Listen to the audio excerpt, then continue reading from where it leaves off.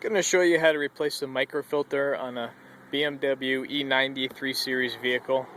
It's really simple. You only have these 8mm screws right across that you're going to have to take off to access the microfilter.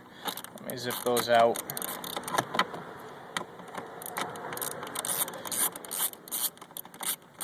So I'll loosen them all up. Got one here, on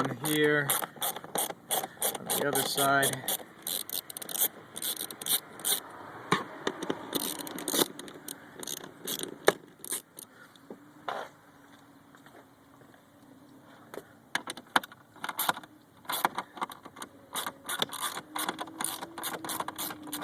One here. And then the last two.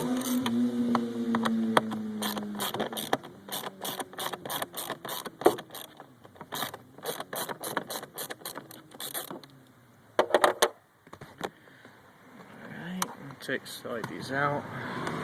Once you loosen them up, a lot of times you can take them off with just your fingers.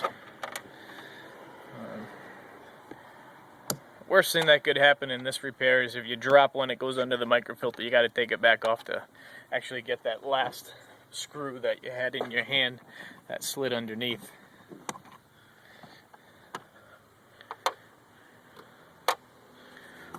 Okay. That slides, comes right out. Flip it over. There's your microfilter for your cabin air. So if you look in there, you can actually see right inside. You see the squirrel cage for the blower motor, which is on the passenger side. A little rusty on top. Seen a few of those fail. It does get a little bit of moisture in there sometimes, and that blower motor can fail. And here's the wiper motor location, and of course you have to take the entire panel off, the lower panel, including the wiper arms if you ever have a wiper motor fail. To take this off, you have these little tabs,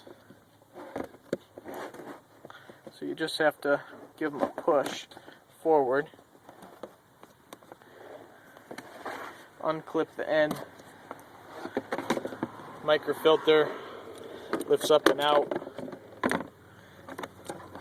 and just have to slide a new one in, lock it down. Now these little ports right here are perfect if you run the AC, put it onto AC recirc, let the vehicle run. I put the windows down a tiny bit. You can spray some AC refrigerant right into these spots, let it cycle in there.